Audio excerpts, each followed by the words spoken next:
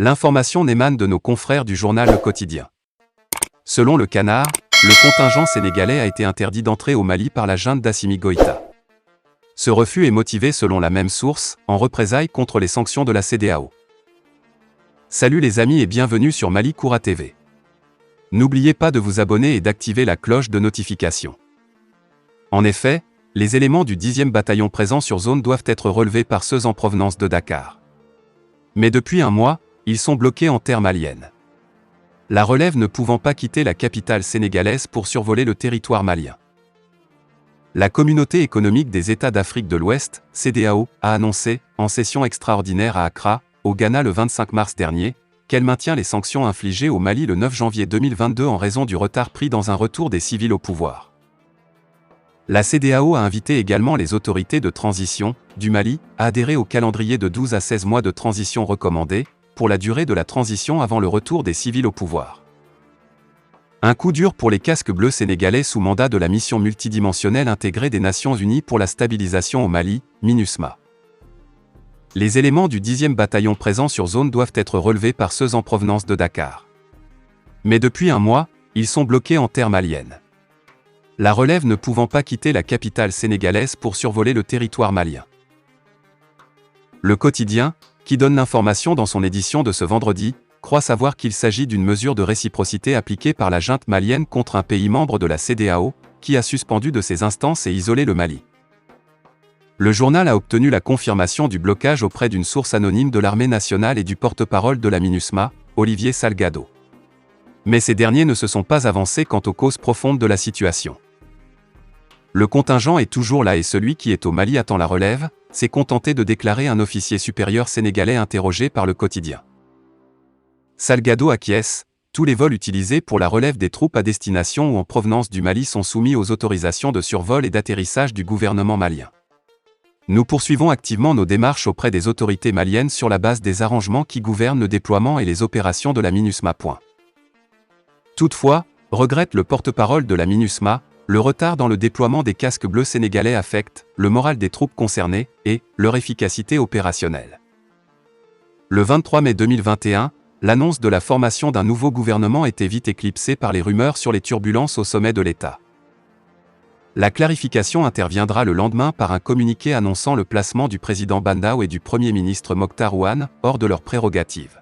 Entre 24 mai 2021 et 24 mai 2022, il y a un an, jour pour jour, que le colonel Assimi Goïta, alors vice-président au moment des faits, conduisait la rectification de la transition. Les rumeurs d'un changement à la tête du pouvoir de transition circulaient déjà depuis quelques jours. Mais c'est la formation d'un nouveau gouvernement, le 23 mai 2021, qui a précipité finalement les événements. Ce jour-là, le communiqué de la formation du nouveau gouvernement à la télévision nationale a vite laissé place aux rumeurs de l'arrestation du président de la transition Bandaw et du Premier ministre Mokhtar Ouane. Les informations précisaient que les deux dirigeants étaient conduits au camp de Kati. Il a fallu attendre le lendemain, c'est-à-dire le 24 mai pour que les choses se précisent. Dans un communiqué dont la teneur a été livrée à la télévision nationale par un de ses proches collaborateurs, le colonel Assimi Goïta annonçait avoir placé le président et le Premier ministre hors de leurs prérogatives. Que reprochait-on au Premier ministre démis de ses fonctions ? S'être montré incapable de constituer un interlocuteur fiable, susceptible de mobiliser la confiance des partenaires sociaux face à la crise caractérisée notamment par des grèves.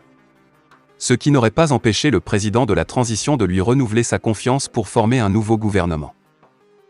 Le communiqué fustigeait aussi le fait que le duo Bandaw-Mokhtar Ouane avait établi la liste du nouveau gouvernement, sans concertation avec le vice-président en charge des prérogatives à lui conférées par la charte, à savoir la défense et la sécurité.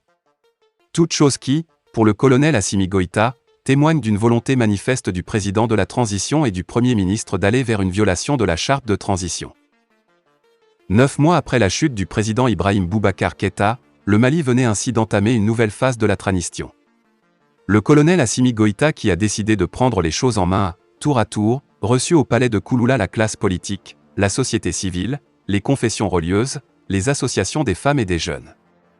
Bref, l'ensemble des forces vives de la nation, pour expliquer son geste. Il a tenu à rassurer les uns et les autres que la transition poursuivra son cours normal et que les délais seront respectés.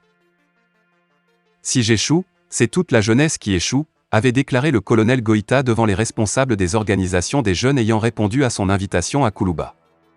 Pas que les jeunes seulement, le vice-président de la transition a demandé à l'ensemble des Maliens de le soutenir, afin de relever les défis de cette nouvelle phase de la transition.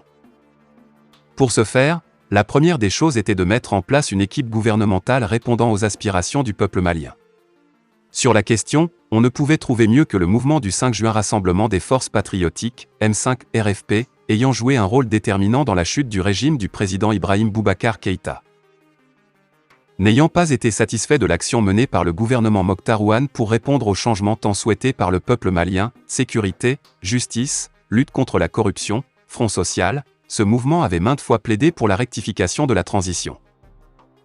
Rupture totale, le colonel Assimi Goïta a donc décidé de confier la primature au M5 RFP. Le choix s'est alors porté sur le président du mouvement en la personne de Choguel Kokala Maïga, pour diriger le futur gouvernement.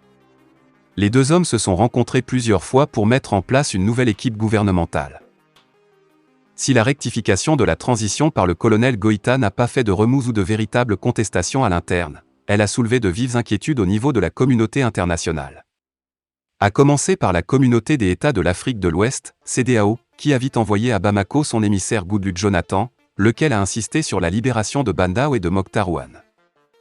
Si l'organisation sous-régionale s'est appuyée sur le levier diplomatique pour que la transition au Mali puisse se poursuivre normalement, tel ne fut pas le cas de l'ex-puissance coloniale.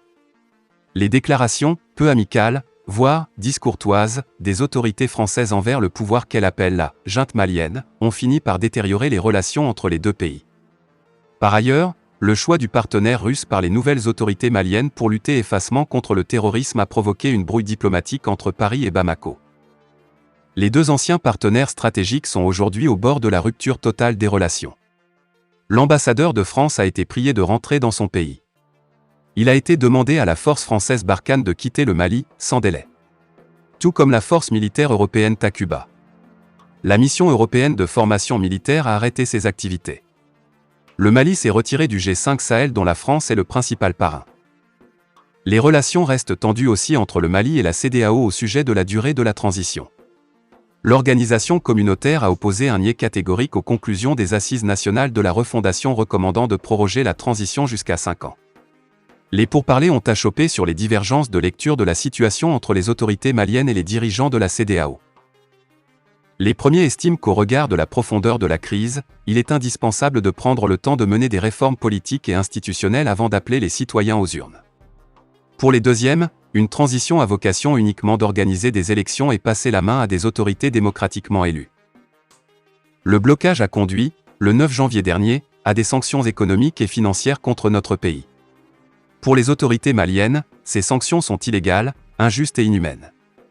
Depuis, notre pays vit sous embargo. Les négociations continuent de piétiner. Les autorités maliennes ont annoncé récemment un nouveau délai, incompressible, de 24 mois. Tandis que la CEDEAO tablerait sur 16 à 18 mois. Aux dernières nouvelles, les positions des deux parties seraient en train de se rapprocher.